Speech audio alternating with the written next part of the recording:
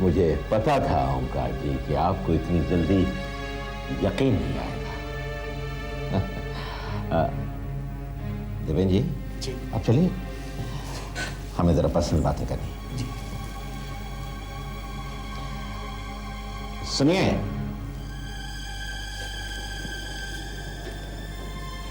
जो बातें हमारे बीच हुई हैं उस पर अमल करना शुरू कर दीजिए। जी। और चक्रधर से जो भी बात करें घर पर करें, कॉलेज में नहीं। जी बहुत अच्छा।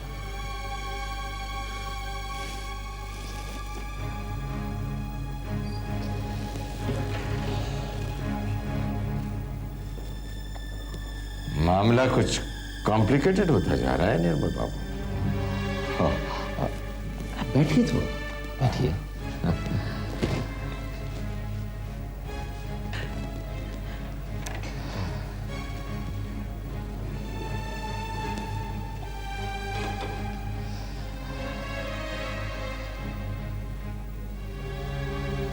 लीजिए।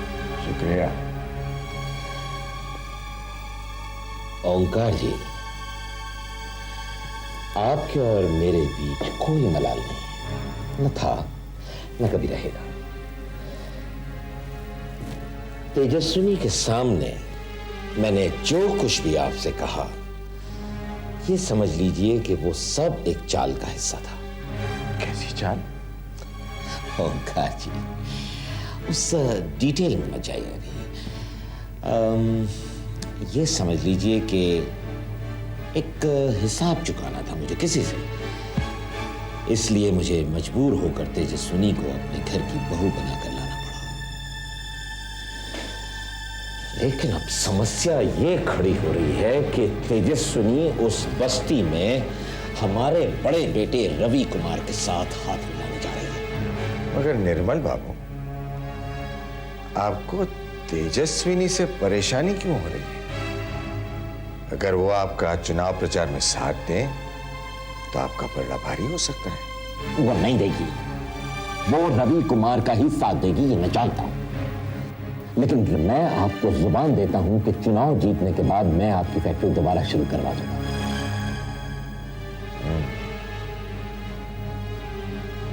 तो ठीक है निर्मल बाबू, आप गारंटी लीजिए कि आप मेरी फैक्ट्री शुरू करवा देंगे। हालांकि मेरी फैक्ट्री बंद होने से मेरे बिजनेस पर ज्यादा असर नहीं पड़ा है, लेकिन मेरी इज्जत पर जरूर असर पड़ा है। और अपनी खोई हुई इज्जत को पाने के लिए मैं कुछ भी कर सकता हूं। लेकिन एक बात कले नहीं उतरी निर्मल बाबू, जिस तेजस्विनी को आप अपनी बहू बनाकर लाने के लिए छटपटा रहे थे, वही आपकी राह का कांटा बन गई। बात कुछ समझ में नहीं आई निर्मल बाबू। आ जाएगी ओंकार जी, आ जाएगी। मैंने अभी खुलकर आपको बताया ही कहां। तो खुलकर बताइए ना निर्मल बाबू। ओंकार जी, उसके लिए घर पर आइए, थोड़ा हमारे साथ बैठकर शगल कीजिए, भोजन ग्रहण कीजिए, फिर खुलकर भी बता देंगे हम आपको सारी बातें। ओहो, तो न्योता दे रहे हैं आप निर्मल बाबू? खुले दिल से। ठीक है, हमें भी मंजूर है, लेकिन एक शर्त है। बोलिए। खाना अपनी बहू के हाथों का ही खिलवाइएगा। जरूर जरूर।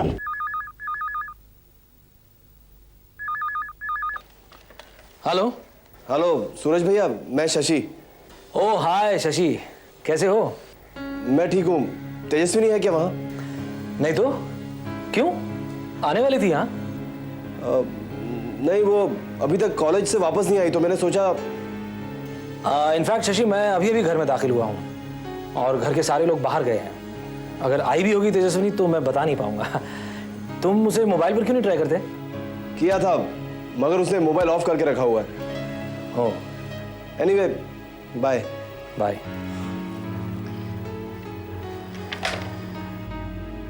कहाँ रह गई ये तेजस्विनी? था ना वो दुकानदार। कौन? उसने पैसे ही नहीं लिए। अच्छा। शॉपिंग तो हुई अभी तुम्हारी। अरे भैया, ना आई। आप कहाँ थे? आपको कितना ऑफिस में फोन किया हमने? पर मैं तो ऑफिस में था ही नहीं। पर तुम सब लोग कहाँ थे? तेजस्विनी, तुम्हारे लिए शशि का फोन आया था। उसने मोबाइल पर भी ट्राई किया।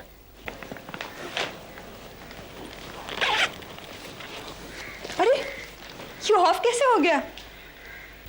चल अब तो तू घर जा ही रही है। सूरज, जा तेजस्विनी को घर छोड़कर आ। नहीं अम्मा, मैं अकेली चली जाऊंगी, वैसे भी अभी दिन है।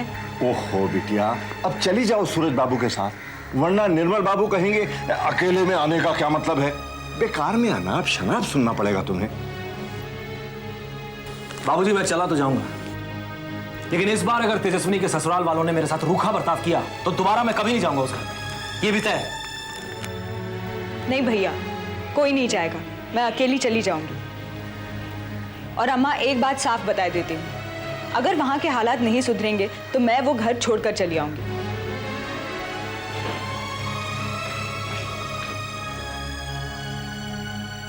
सूरज, जैसे छोड़कर आ। अरे वो तो मना करेगी ही, और अगर वो लोग कोई रूखा बर्ताव करे तो तू चुप ही रहना, बाद में देखेंगे क्या करना है। ठीक है अम्मा। अच्छा अम्मा, मैं चलती हूँ, बाय बाबूजी। अरे ठहर जा, सूरज भी तेरे साथ जा रहा है। मगर अम्मा, मैंने नहीं तेजस्विनी, पहुंचते पहुंचते काफी वक्त हो जाएगा। तुम यहीं रुको, मैं गाड़ी की चाबी लेकर आता हूँ। दीदी, जिया जी से कहना कि मैं उनसे बहुत नाराज हूँ, क्योंकि उन्होंने मुझे एक बार भी फोन नहीं किया। पता नहीं कहाँ रह गई तेजस्विनी। बाबूजी के आने का वक्त हो रहा है, फिर मुझे ही डांट खानी पड़ेगी कि मेरी बीवी पे मेरा रौब नहीं चलता। औरतों पे रौब जमा नहीं तो सिखा इस घर के मर्दों ने। तू भी अपने बाबूजी के नक्शे कदम पे चल रहा है। इस तरह क्या खाक थूक देगा अपनी बीवी को? तो गलत भी तो नहीं कहते बाबूजी। अगर कॉलेज जाना भी है तो वहां शैलेश के साथ लंच खाने का क्या मतलब है? शशि, शशि, जी बाबूजी। तेजस्विनी से बोल कि आज बढ़िया सा खाना बनाए। बढ़िया खाना मतलब? अरे कुछ तो सिखाया होगा उसकी माँ ने। आज मैंने ओंकार मल्होत्रा को खाने पे बुलाया है, मित्वा उन्हें घर जाकर ले आएगा। आज तो खाना बनाएगी भी वो और परोस कर खिलाएगी भी वो। घर में होगी तो परोसेगी ना? क्या तेजस्विनी घर पर नहीं है? फिर जाकर बैठ गई क्या अपनी माँ के पास? नहीं बाबूजी, मैंने पता किया, वहां पर भी नहीं है। हाँ तो फिर घूम रही होगी अपने आशिक के साथ। इसीलिए कहता हूं नौकरी छुड़वाओ उसकी। बस बाबूजी, अब तो मैं उसे कह ही दूंगा, नौकरी तो उसे छोड़नी ही पड़ेगी। तेरे कहने से नहीं छोड़ेगी वो। मैंने उसका बंदोबस्त कर दिया है। ऐसा झटका मिलेगा कि नौकरी भी छोड़ेगी और अपने तेवर भी ढीले करेगी। मैं कुछ बना देती हूँ।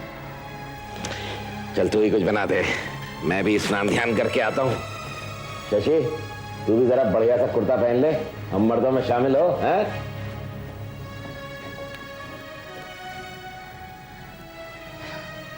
अब तू मत बैठ जाना उनके साथ पीने के लिए। माँ, बाबूजी कह गए तो मना कैसे कर सकता हूँ मैं? खूब ढल रहा है तू अपने बाबूजी के रंग में, सब देख रही हूँ मैं। जैसी दुर्गति मेरी हुई है इस घर में, वैसे ही तेजस्विनी की बना दोगी तुम दोनों। माँ मेरी बात तो सुनो।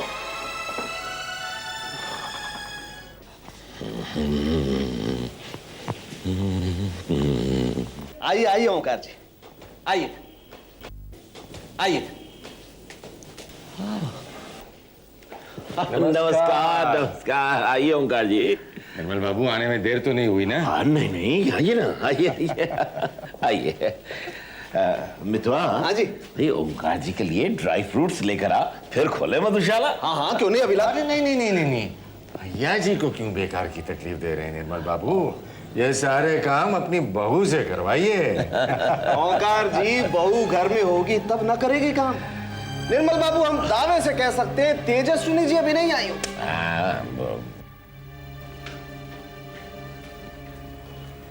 हेलो अंकल, ये लीजिए, ड्राई फ्रूट्स भी आ गए। अरे भाई शशि, ये क्या? तुम खुद ही चले आए मेहमान नवाजी करने? जी माँ ने कहा जाकर दे आओ तो मैं ले आया। जरा फोन तो लगा अपनी बीवी को, घूमती कहाँ रहती है इतनी रात में? घर में मेहमान आए हुए हैं, तेरी माँ ही करेगी क्या सारे काम? भैया तुम जाओ। नहीं, मैं तुम्हें छोड़ कर आता हूँ। ये लीजिए, आ गई तेजस्विनी जी।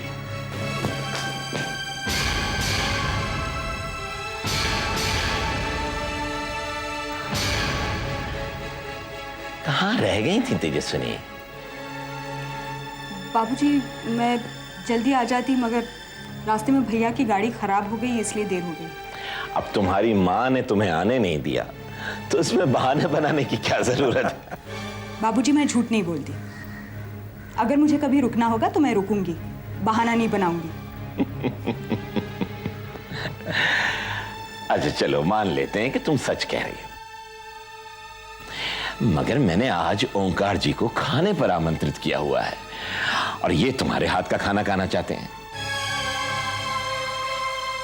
मैंने तो बस ऐसे ही अनुमान से तुम्हारे खाने की तारीफ कर दी थी और मुझे उम्मीद है कि मेरा अनुमान सही निकलेगा। भाई तेजस्विनी, अब निर्मल बाबू के घर की बहू बन गई हो तो हमारी भी बधाई स्वीकार करो। शादी में तो हमें बुलाया नहीं तुमने। मैंने उसकी जरूरत नहीं समझी ओंकार जी, और किस नाते बुला दी? मेरे पिता और भाई पर किए गए कातिलाना हमलों को आप इतनी जल्दी भूल गए? निर्मल बाबू, लगता है कि आपकी बहू हमसे कुछ नाराज है। ये क्या तमाशा कर रही हो तेजस्विनी? ओंकार जी मेरे मित्र हैं और इस वक्त हमारे मेहमान हैं। हाँ तेजस्विनी, ये सब कुछ क्या कह रही हो तुम ओंकार जी के बारे में? तुमने मुझे तो कभी ऐसा नहीं बताया। तुम्हारे साथ वक्त बिताने का मौका मिले तो मैं बताऊंगी ना तुम्हें। अगर इन महाशय के कारनामे मैं तुम्हें बता दूंगी ना तो तुम्हारे पैरों तले जमीन खिसक जाएगी। और मैं तुम्हें उसकी इजाजत नहीं दूंगा। ऐसे ही मनगढ़ंत कहानियां बोलकर तुम मेरे बेटे को बरगला रही हो। ऐसे ही झूठे किस्से कहानियां सुनाकर तुमने मेरे और ओंकार जी के बीच दरार पैदा की है। तो अच्छा हुआ कि वक्त पर मेरी आंखें खुल गई, वरना तो बहुत नुकसान हो जाता हमारा। चले जाओ, अब ऊपर जाओ, शोभा का हाथ बटाओ, कुछ खाने का इंतजाम करो। जा, आप भी निकलिए ना, निकलिए आप। और तेजस्विनी को यहां छोड़कर जाने का शुक्रिया, जाइए। अच्छा तेजस्विनी। गुड नाइट मिस्टर सूरज। ये क्या बदतमीजी है मिस्टर सूरज? आप क्या अनजाने हो ओंकार जी से, या कहीं के बहुत बड़े लाट साहब हैं आप? अरे इतना बड़ा आदमी आपसे गुड नाइट कह रहा है और आप इनका अपमान कर रहे हैं। अपमान तो आप कर रहे हैं निर्मल बाबू, हम लोगों का। इस आदमी की फितरत को जानने के बावजूद आपने उसे अपने घर पर आमंत्रित किया और उसी के सामने मुझे और तेजस्विनी को जलील करके क्या हासिल करना चाह रहे हैं आप?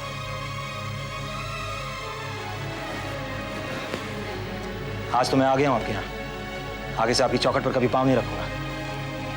Good night and good night mister Omkar Malhotra.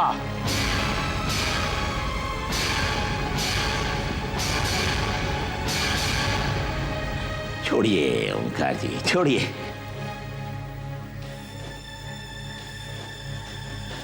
वही हाथी खड़ा रहता है और कुत्ते भौंक कर चले जाते हैं।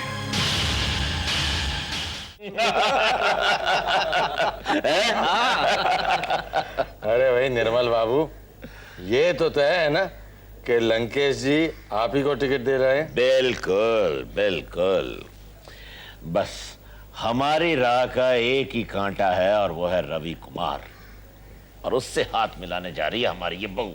नहीं बाबूजी, तेजस्विनी ऐसा बिल्कुल नहीं करेगी, मैं मना कर दूंगा ना उसे। हाँ, अगर पुत्र कर्तव्य निभाना है ना शशि भैया, तो मना करना ही पड़ेगा, चाहे उसके लिए ताकत का इस्तेमाल ही क्यों ना करना पड़े।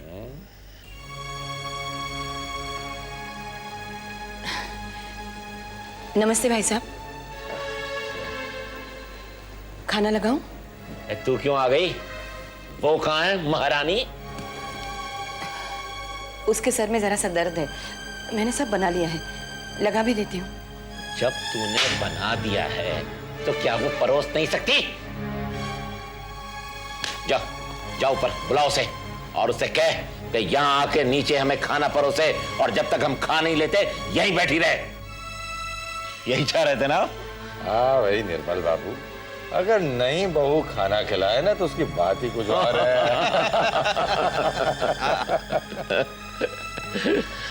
अरे जाना, जा ऊपर, बुला के ला।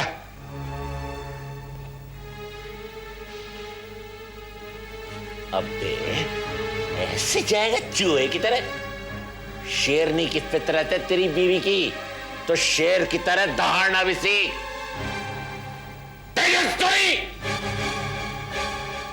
तेजस्विनी! बाबूजी मैं जाकर देखता हूँ ना। मैं चली जाती हूँ।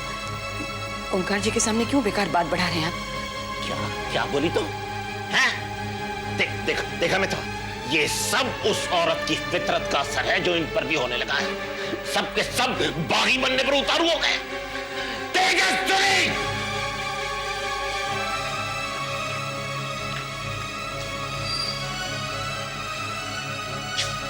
जी बाबूजी। 3 बार चिल्लाकर पुकारूंगा तो आओगी तुम? मुझे तो आपकी पुकार अभी सुनाई पड़ी। ओंकार जी के लिए खाना लगाओ। तुम्हारी सास ने खाना बना दिया है तो कम से कम तुमसे इतनी तो उम्मीद कर सकता हूं कि तुम परोस कर हमें खिला दोगी। इतनी मेहमान नवाजी तो सिखाई होगी ना तुम्हारी माताजी ने। बाबूजी, मेरी माँ ने मुझे बहुत कुछ सिखाया है। उन्होंने मुझे यह भी सिखाया है कि किसी भी आदमी के फिजूल बर्ताव को तूल ना दो। आपका बर्ताव भी मुझे फिजूल ही लग रहा है। जिस आदमी को आप मेहमान बनाकर लाए हैं, वो आदमी मेरे पिता और भाई पर किए गए कातिलाना हमले के जिम्मेदार हैं। इस आदमी को मेरे हाथों से खाना तो क्या, एक गिलास पानी भी मिलना मुश्किल होगा। क्या बोल रही हो सबके सामने? मैं ऐसे ही बोलती हूँ चाची, और ऐसे ही बोलूंगी। अगर तुम्हें मेरा ऐसे बोलना जायज नहीं लग रहा है तो मुझे पता नहीं हमारी शादी कैसे मिल सकेगी।